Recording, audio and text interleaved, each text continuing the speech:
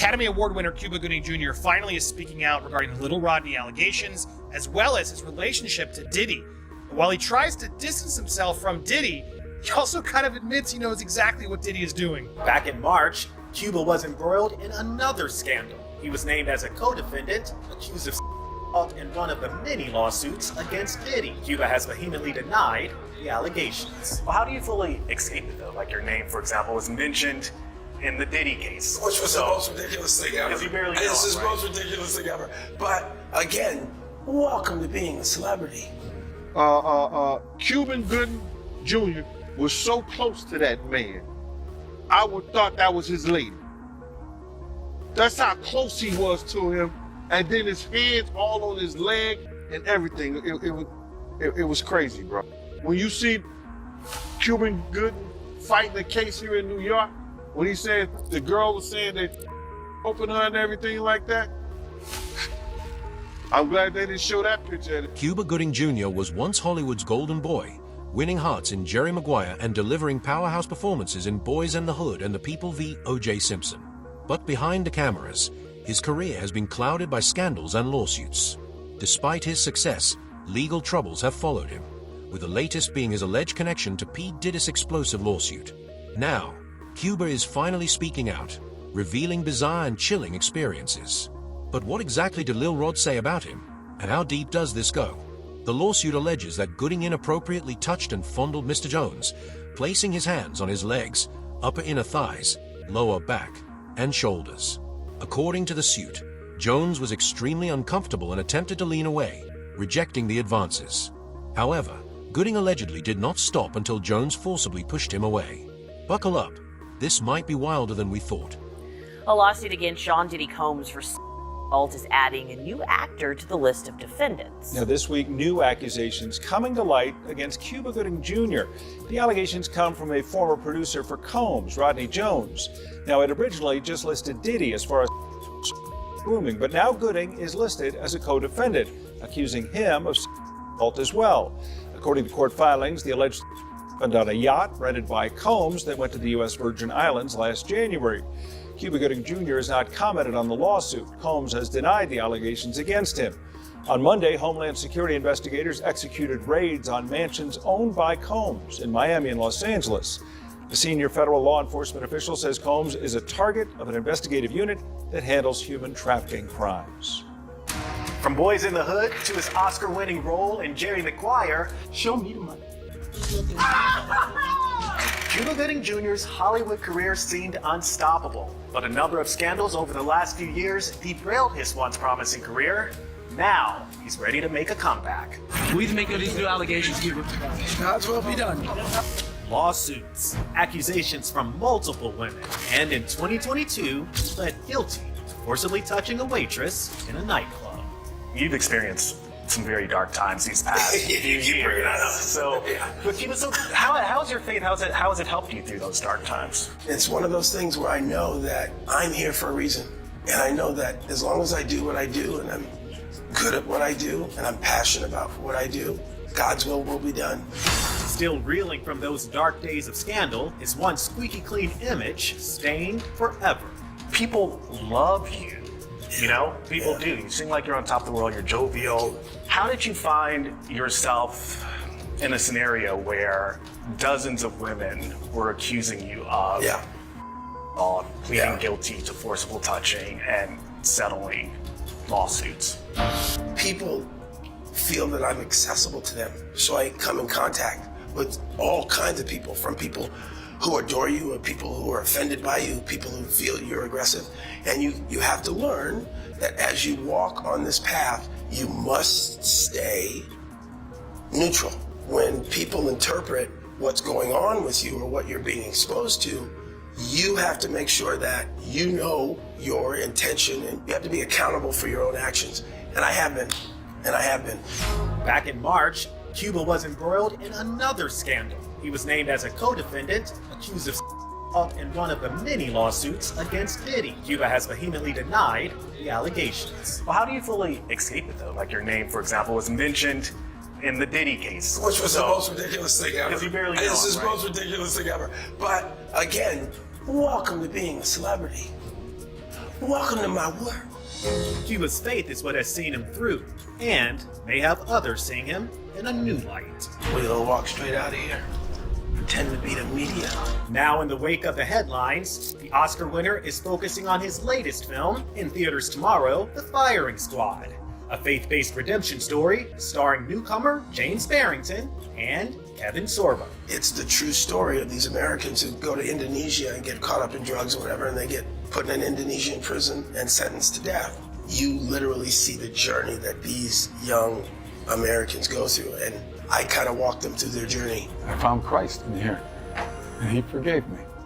I found Christ too.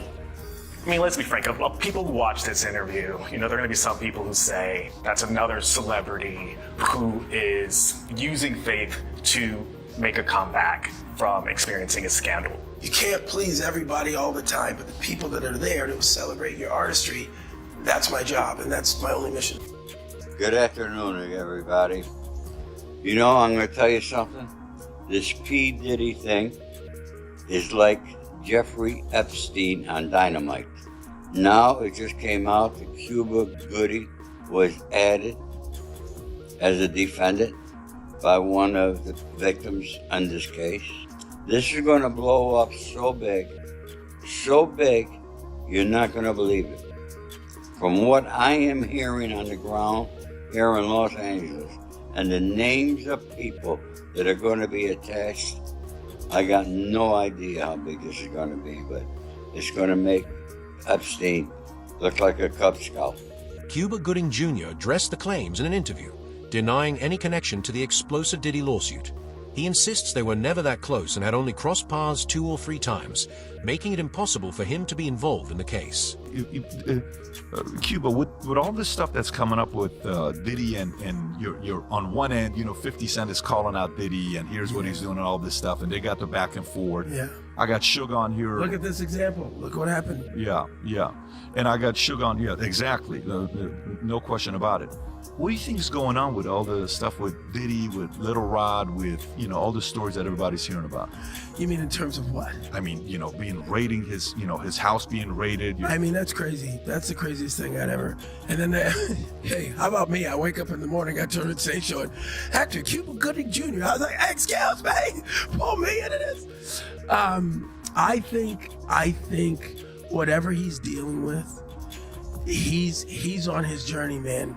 I think that God has got him on a path where I can't imagine that he's stupid enough to do whatever he's doing and keep it on his premises. I think that the raid and all of that stuff, only time will tell who was involved, who had been a frequent guest in these places and areas.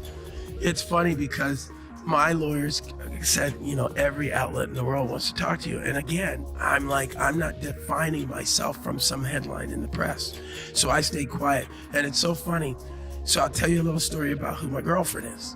She gave Robert De Niro 3 grandkids. Her name is Claudine De Niro. She married his son, Raphael. We separated. We've been together for a while. But she, at one point, ran Naomi Campbell's publicity.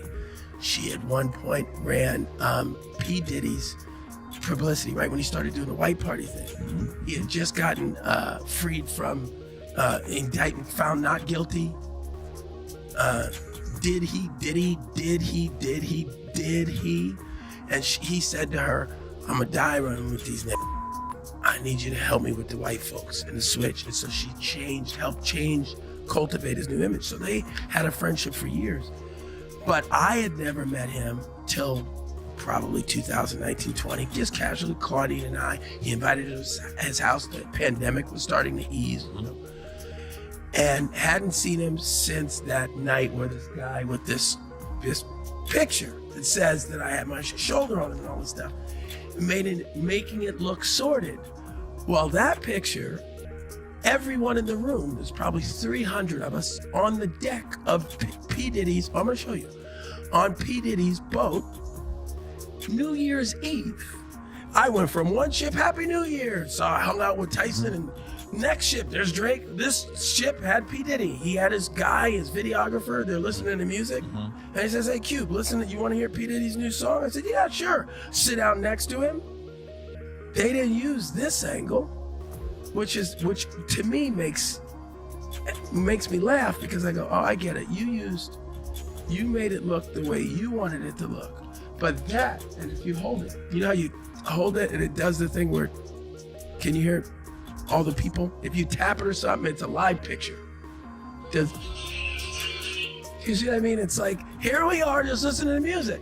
Finished, took the thing off, said whatever I said to him, left. That was it.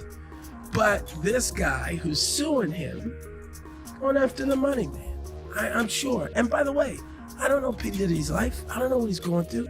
I don't know what the police are going to find out on all of that. Were you guys close? Were you guys friends, or? We were acquaintances, just like I just showed you. Yeah. 2-3 times I've seen him, so it's... Oh, so Diddy, you've only seen him 2 or 3 times. That's what I'm saying. That's what I'm saying. So why would they include you all of a sudden in some way? I think because of the darkness of the other grab of the cases that I already had went through. Right. A lot of that stuff is 18 though, 19, right? Those are from 5-6 years ago. That's cases. Right. Yeah. Right. And that was that at the peak of the Me Too movement, or was that pre-Me Too movement? That's right. That's right when it kicked off. Yeah. Right. That was crazy. Yeah. So it's going to be interesting to see what happens with Diddy. Oh, 100%. Yeah. 100%. But I did not know that you guys only hung out 2 or 3 times. That's it, man. Cuba Gooding Jr. tried to sound convincing, but many aren't buying it. His overly defensive tone has raised suspicions, with some believing the lawsuit's allegations could be true. With dark secrets unraveling in the Diddy case, no one is safe from scrutiny, and Cuba's connections are now under question. Read this one myself, this complaint, and it was a stunner. It was absolutely horrifying, although also confusing. If I remember correctly, Jesse, correct me if I'm wrong, but wasn't it this complaint that alleged that Combs, like, suddenly touched in some way this guy's like it was a surprise? I'm sorry to get graphic, but I remember reading, like, how does that happen just out of the blue? Sure. And the whole complaint reads like this. He says he was a videographer for Combs and a producer, and he's got a lot of this stuff on tape.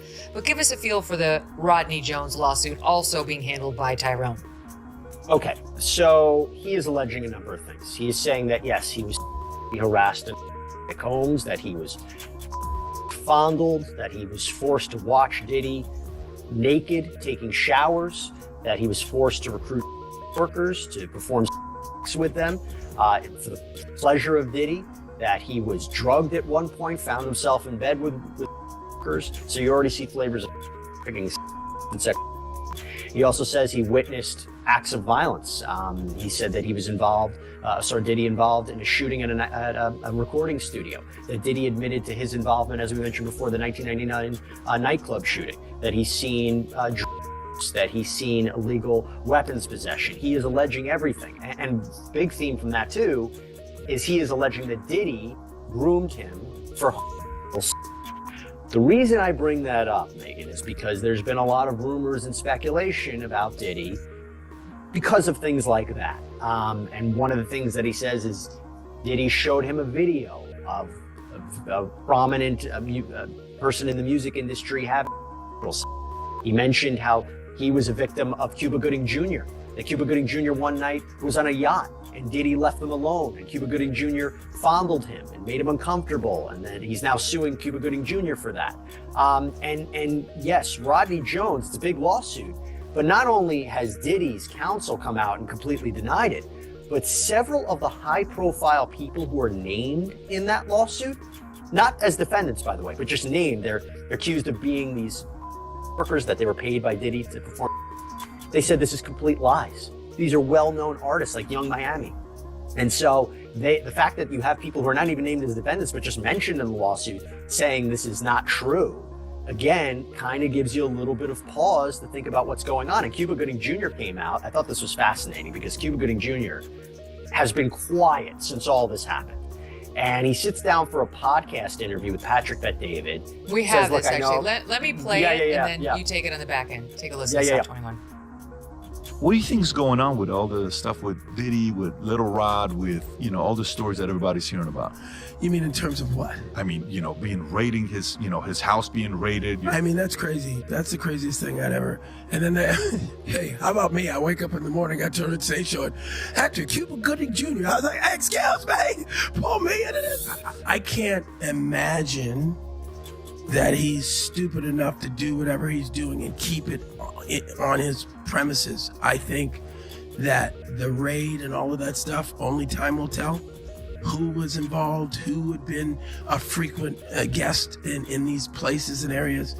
It's funny because my lawyers said, you know, every outlet in the world wants to talk to you. And again, I'm like, I'm not defining myself from some headline in the press. So I stay quiet. Go ahead, Jesse. I think we tried to get him on Sidebar, by the way. So we're one of those outlets. But no, look, I thought that was really interesting because he's not outright denying everything about Diddy. He's not saying, the guy's completely innocent. But what was really interesting in the interview, he says, I really don't know Diddy. He's an acquaintance, met him 2 or 3 times. I can't speak anything more about that. In regards to me, and this was fascinating in that interview, he goes, that night, I was jumping from yacht to yacht. It was New Year's Eve. I ended up on Diddy's yacht. This guy's listening to music. We're listening to it. And there's a picture, by the way, in that lawsuit with Cuba Gooding Jr. next to Little Rod Jones. He's got his arm around him, looking very close next to him. And he goes, you know, that photo that Jones put in his lawsuit, let me show you something else. And he shows Patrick Bet-David another photo. We don't see what it is, but it's apparently a live photo. He goes, look, this is a different angle. He goes, so they decided to put this one photo in to make it look like something. There's another side of the story, said that this is a money grab. So he came out on the defensive against what he's accused of, but not so much against all the allegations for Diddy. And he definitely tried to distance himself away from him. Gene Deal just dropped a bombshell, backing Lil Rod's lawsuit and exposing Cuba Gooding Jr. for allegedly downplaying his ties to Diddy. According to Gene, they weren't just acquaintances, they were nearly best friends. This contradicts Cuba's claim of only meeting Diddy a few times, leaving many wondering if he's hiding something much bigger. Right, I got you. But looking at this lawsuit, right, you know, Little Rod, he alleges that, you know, Diddy, he'll put his hands on him. But, you know, when he'll put his hands on him, he'll disguise it as horseplay. But he felt like Diddy was trying to groom him, in a sense. Well, with the horseplay situation, I used to see him do that with certain women. You understand? When he was mad, upset, or he was too old for this to do that play fight. You understand? So I can imagine him play fighting with Lil Rod, because you know a lot of people can say what they want to say about Diddy. You know, he got a knuckle game. He will fight you. You know what I'm saying? You his size. You understand what I'm saying like that? Around your size, something like that. He would fight you. He had a knuckle game. He wasn't that dude that like people try to say he was some old scared. Nah, he would fight you. You understand? So I can see with a person like Lil Rod, he probably was roughing him up, grabbing him, groping him. You know what I'm saying? Acting like he playing with him, but he actually want him to do what he want him to do. So, like I said before, that's in the past. So when I read it from Lil Rod, I see he's doing the same in the future. So he was doing this with females too back then when you was around. Right.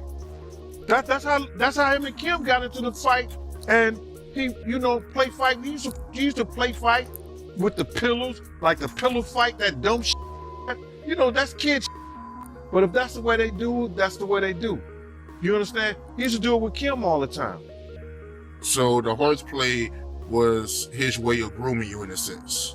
Well, that grooming, that's some, you know what I'm saying? We didn't call it grooming back then. That his horseplay was a way of letting you know I could really hurt you if I wanted to. You get it? I could really hurt you. And that's what that kid probably felt.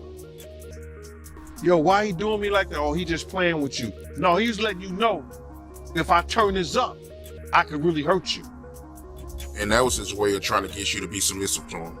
Right. He's letting you know, he's putting into your mind, listen here, bro. He's trying to put in his mind, we're playing now. But if I really want to turn this on you, it's on. You ain't got no wins.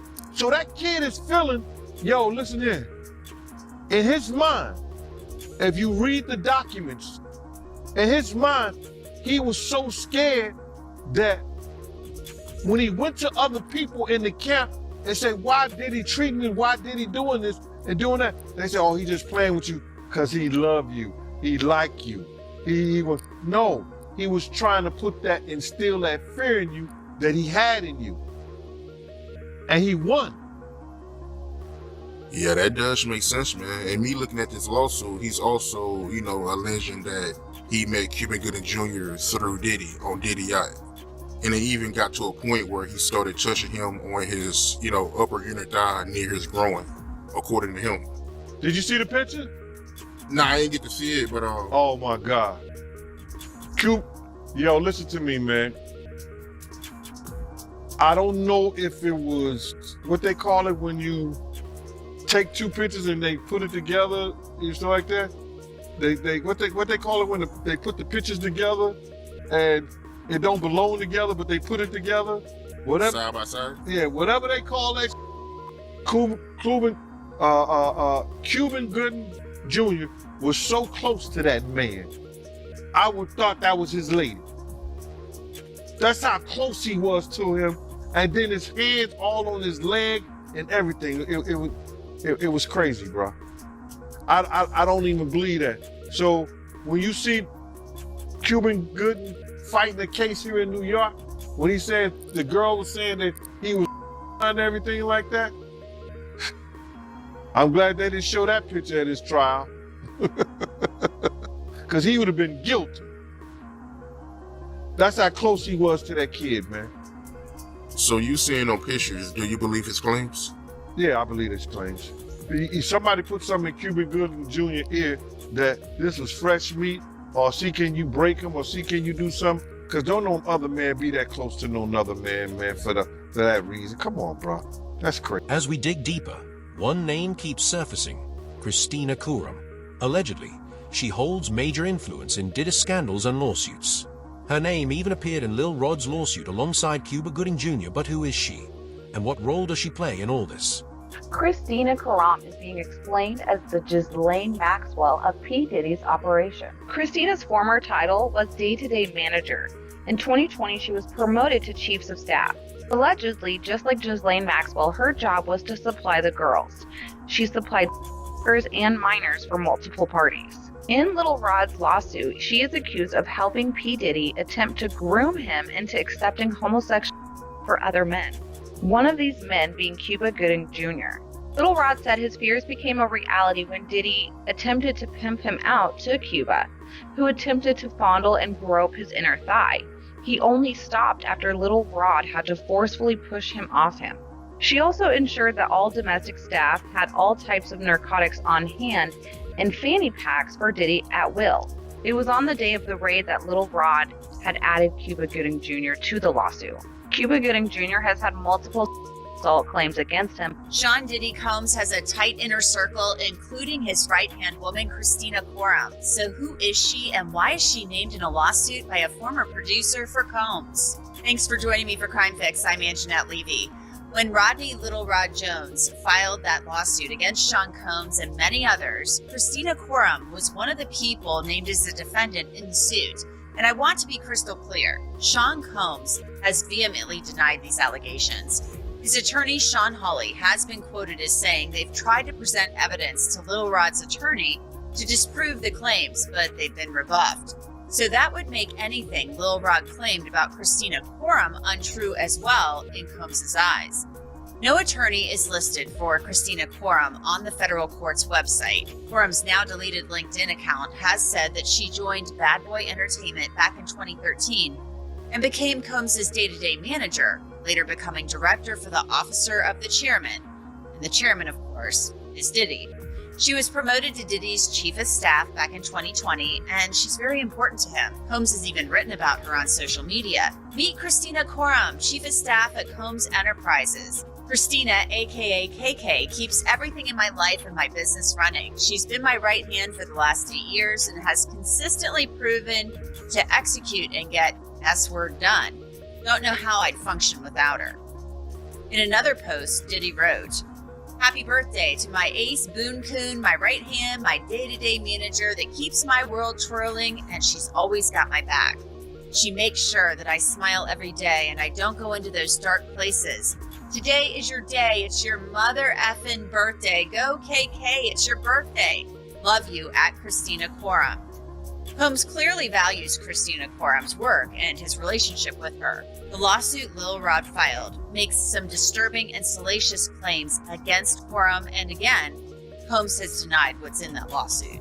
First, Lil Rod has claimed that Mr. Combs' chief of staff, Christina Quorum, also known as KK, instructs her staff to retrieve drugs so she can provide them to Mr. Combs for his consumption.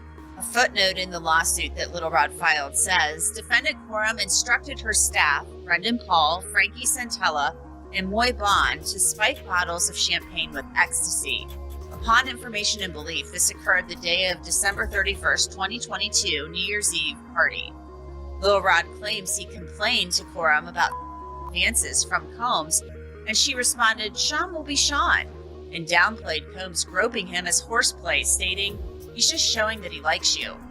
Jones also called Quorum Ghislaine Maxwell to Sean Combs' Jeffrey Epstein, claiming she required employees to walk around with fanny packs of cocaine, GHB, and ecstasy to keep Combs high, and much more. Gene Rossi is a former federal prosecutor. So, Gene, there's this allegation that Christina Quorum, the chief of staff for Sean Combs, is ordering drugs through this guy, Brendan Paul, the so-called drug mule, and ordering employees to run around with black fanny packs that carry these drugs so that Sean Combs can be high all of the time.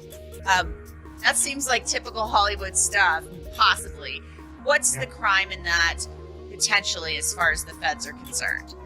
Well, in my view is you have a potential, they did a search warrant, the federal government did a search warrant, Southern District of New York.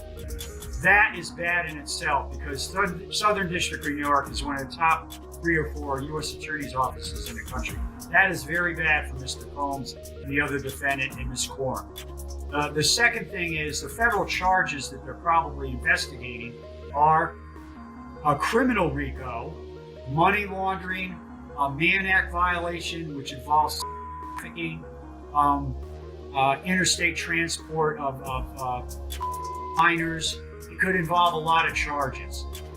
So let me focus on the allegation. It seems, according to the allegation, that Ms. Quorum was a purchaser of large amounts of drugs that went to Mr. Combs, but I can't help but believe that these employees were also providing these drugs to the victims, to other customers. Christina Quorum, you might be hearing about her in Diddy's latest lawsuits. This woman is Diddy's chief of staff, which means everyone hired by Diddy goes through Christina Quorum, or KK. KK has been brought into the limelight with all of these present lawsuits, saying that she was an accomplice, helped with the cover-up, and helped with ways to silence and aid Diddy in his assaults, allegedly. We have to think about it like this. If you have a criminal enterprise and you're doing this to all these women, your right-hand woman would be the woman to know. Where do you think Christina is now? And is Cuba truly innocent? Share your thoughts in the comments. If you enjoyed this video, don't forget to hit that subscribe button so you never miss an update. Until next time, fam, stay real.